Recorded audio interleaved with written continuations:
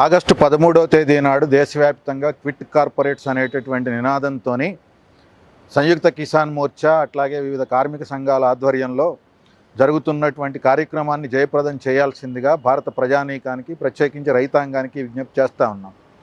ఈరోజు వ్యవసాయ రంగంలోకి కార్పొరేట్ శక్తులు ప్రవేశించి మొత్తాన్ని కైవసం చేసుకునేటటువంటి తీరుని గత కొంతకాలంగా మనం గమనిస్తూ ఉన్నాం.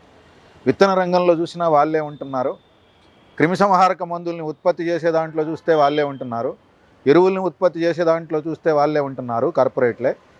అట్లాగే వ్యవసాయ యంత్ర పరికరాలను ఉత్పత్తి చేసేటటువంటి దాంట్లో చూస్తే కూడా వాళ్ళే ఉంటున్నారు.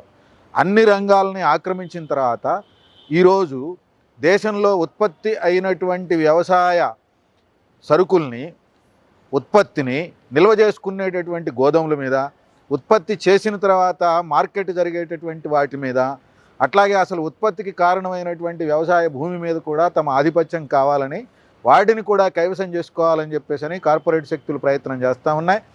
కార్పొరేట్ శక్తులు చేసేటటువంటి ఈ ప్రయత్నానికి భారత ప్రభుత్వం సంపూర్ణమైనటువంటి మద్దతునిస్తూ ఉంది. సంపూర్ణంగా వ్యవసాయ రంగాన్ని అంతా కార్పొరేట్లకి అప్పజెప్పాలని చెప్పేసి ప్రయత్నం చేస్తూ ఉంది. అందులో భాగంగానే వ్యవసాయ రంగానికి సంబంధించి 3 నల్ల చట్టాలు తీసుకొని వచ్చారు. ఆ నల్ల చట్టాలను రద్దు చేయాలని చెప్పేసి పెద్ద ఎత్తున రైతాంగం పోరాటాలు చేసిన తర్వాత వెనక్కి తీసుకున్నారు. తిరిగి మళ్ళీ దొడ్డిదావన ఆ రూపంలో కాకుండా వేరే రూపంలో తీసుకొని వచ్చేటటువంటి ప్రయత్నాలు చేస్తూ ఉన్నారు. అందుకని కార్పొరేట్ల యొక్క ఆధిపత్యాన్ని మనం నిరసించకపోతే, ఇప్పటికే విత్తనం మీద రైతు ఆధిపత్యం పోయింది, ఎరువు మీద రైతు ఆధిపత్యం పోయింది, ఫెర్టిలైజర్స్, పెస్టిసైడ్స్ వీటన్నిటి మీద కూడా కార్పొరేట్ కంపెనీలు.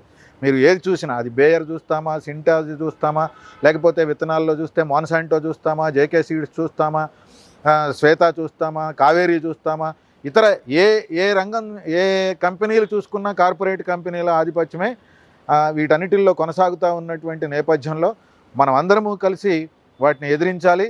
ఈ క్విట్ కార్పొరేట్స్ అనేటటువంటి నినాదంతో భారత ప్రజలందరూ రంగంలోకి వచ్చి జాతీయోద్యమ స్ఫూర్తితో మనం పోరాడితేనే వ్యవసాయ రంగాన్ని కాపాడుకునేటటువంటి అవకాశం ఉంటుంది తప్ప, లేకపోతే మొత్తాన్ని కార్పొరేట్లకి అప్పజెప్పడానికి ప్రభుత్వం సిద్ధపడతా ఉంది, కైవసం చేసుకోవడానికి కార్పొరేట్లు సిద్ధపడతా ఉన్నారు. ఇక భవిష్యత్తు వ్యవసాయ రంగం అంతా కార్పొరేట్లది అయిపోతే రైతులందరూ భూమిపై నుంచి వేరు చేయబడేటటువంటి అవకాశం ఉంటుంది. అందుకే రైతాంగం అర్థం చేసుకోవాలి, పోరాటంలోకి రావాలి. క్విట్ కార్పొరేట్ నినాదంతో చేస్తున్నటువంటి ఈ పోరాటానికి యావత్ ప్రజానీకం మద్దతు ఇవ్వాలి అని చెప్పేసి విజ్ఞప్తి చేస్తూ ఉన్నాం.